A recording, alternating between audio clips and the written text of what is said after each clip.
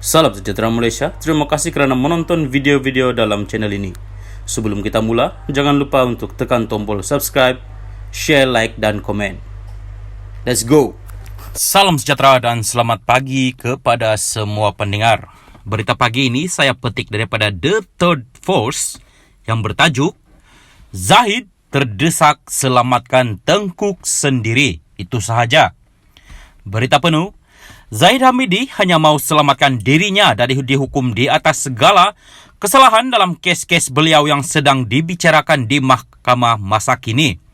Atas dasar inilah Zahid Hamidi sudah hilang pedoman dan desperate untuk adakan PRU15 secepat mungkin kerana beliau yakin UMNO boleh menang besar. Saya amat setuju dengan kenyataan YBM, Tengku Razaleigh Hamzah dan Tun Musa Hitam bahawa UMNO akan hilang lebih banyak kerusi pada pilihan raya umum kali ini. Keseluruhan rakyat Malaysia masih tidak mempercayai dan tidak yakin lagi dengan pemimpin UMNO yang terlalu korup.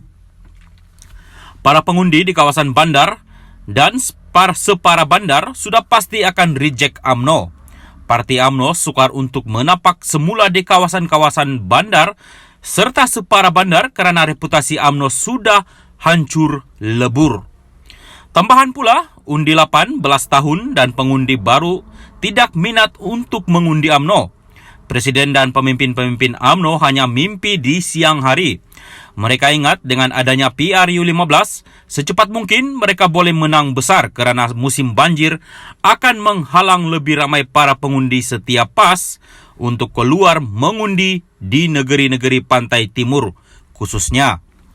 UMNO sedang merancang untuk sabotaj parti PAS kerana mereka tidak percaya lagi dengan percaturan politik PAS yang dianggap mengkhianati UMNO.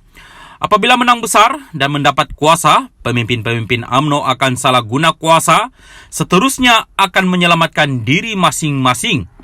Bila berada dalam kerajaan pimpinan-pimpinan korup UMNO seperti Zahid Hamidi akan salah guna kuasa untuk buang segala kes-kes beliau dengan rakan-rakan yang lain bagi menyelamatkan diri mereka.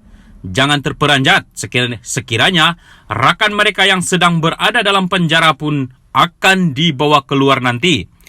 Inilah budaya pemimpin-pemimpin UMNO yang hanya rakus kuasa, salah guna kuasa dan merompak khazanah kerajaan untuk mengayakan diri sendiri.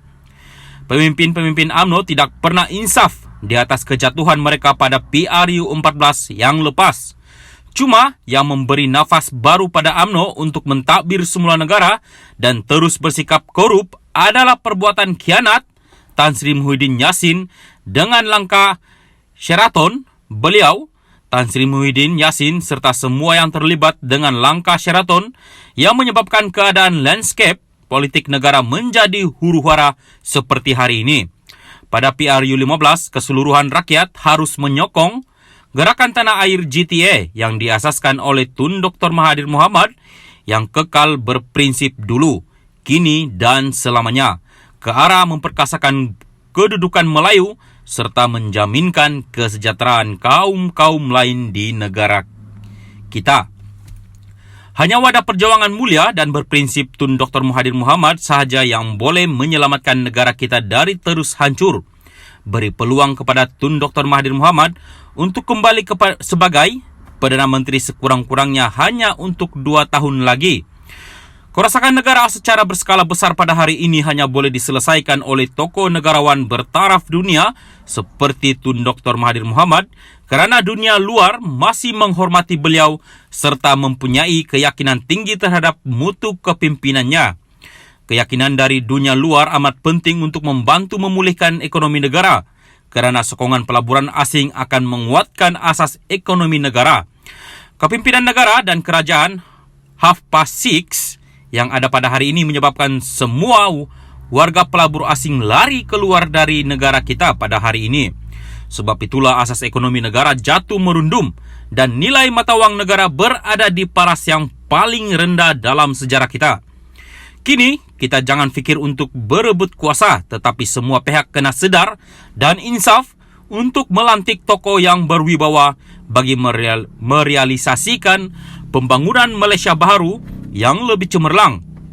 Allah masih meminjamkan Tun Dr. Mahathir Mohamad secara bersebab kepada kita semua, dan kita harus mengambil kesempatan ini untuk manfaatkan kebijaksanaan tokoh negarawan ini bagi menyelesaikan semua permasalahan yang sedang membebankan seluruh rakyat jelata. Tokoh negarawan terulung negara ini tidak mempunyai agenda kepentingan diri kecuali hanya mahu membangunkan semula Malaysia baharu sehingga digelar semula sebagai kuasa harimau Asia yang disegani oleh dunia luar. Gelaran negara kleptokrasi yang dicipta oleh UMNO mesti dipadamkan dengan kadar segera buat selamanya. Rakyat Malaysia harus menebuskan semula maruah bangsa serta negara kita. InsyaAllah. Amin. Kenyataan ini dibuat oleh Khairuddin Abu Hassan.